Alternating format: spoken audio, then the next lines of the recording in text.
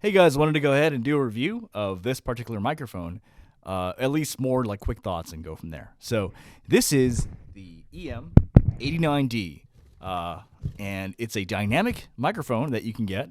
It's made by Mackie, the same folks. They made a lot of speakers, and I think recently I've just started noticing they're making a lot more things related to like microphones and things like that. Yeah, so I'm speaking about as far as you should be speaking from a dynamic, which is, like lickably close, like really, really close. And this is how the audio sounds, mic check 1, 2, 3. Okay, let me just put a pop filter on in between. Okay. All right, so what do I think about this microphone and what are my thoughts in general? So I had a chance to actually take a listen to this. It's actually kind of interesting because someone in the podcast server, they said, hey, you should check out this microphone, tell me what you think. Yeah, I just went ahead and took a look at it. This is like $45. It's pretty cheap. You can buy this on Amazon. And to me, and now it's a subjective time, but before I do that, let's go over some random stuff. So this is me when I'm speaking about I guess with dynamic microphones, you really can't do anything else because with dynamic microphones, you don't want to speak hang loose away. You don't want to speak a fist away. You want to be all up in the grill. That's how dynamic microphones are supposed to be spoken to.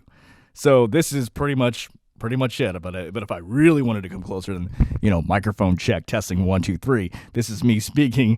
But this is like uncomfortably close. So, all right. So now it's subjective time, and what do I think about it?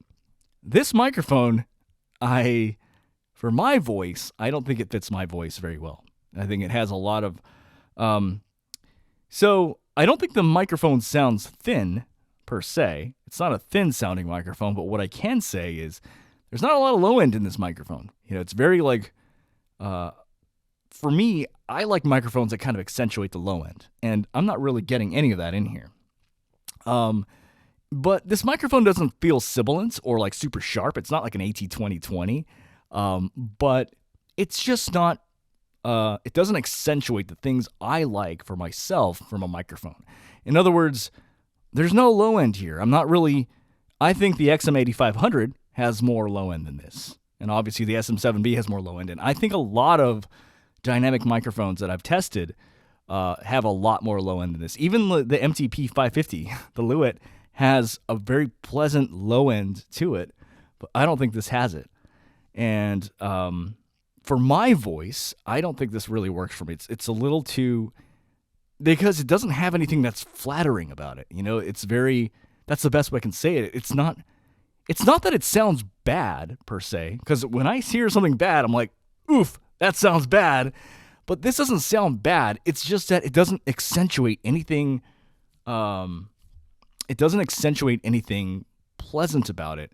Because even microphones that are more neutral, for example, the Sennheiser E614, when I reviewed that, I like the way it sounds. It has a very pleasant sound to it. Or even like the Rode NT1, there's still kind of like, even though it's flat, there's kind of like a semblance of this is very, I wouldn't say necessarily it's bright, but I will say it is brighter than pretty much every dynamic microphone I've ever tested or bought or returned or checked out.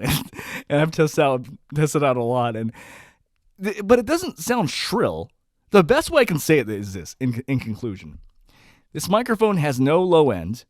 This microphone has no... And for my voice, I like something with a little bit more low end, with a little bit of meat, Like, I don't want fucking tofu, I want beef, And there's no beef in here,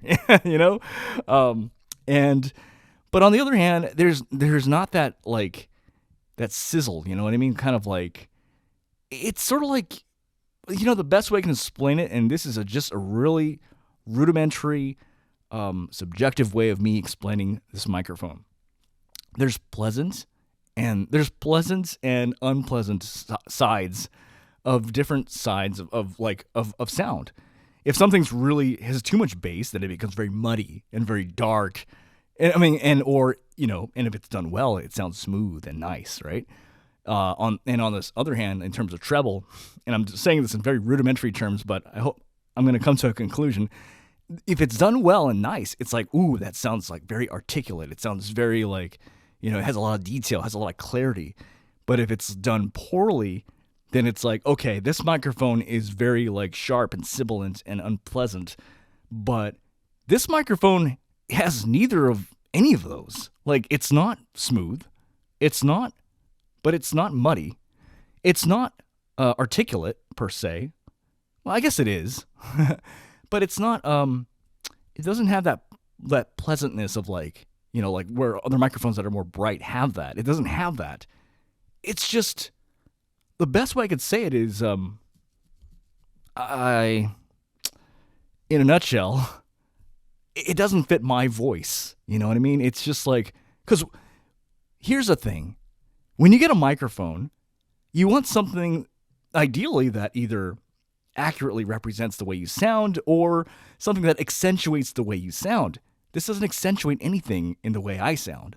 I like things that bring things out, and I feel like this brings nothing. But it also is not a true It's not a true representation of the way I sound. So this isn't an accurate sound. It's not, but it also is not flattering.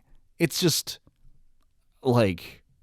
But what I can say is this is one of the more thinner dynamic microphones I've checked out. So that's all I got to say.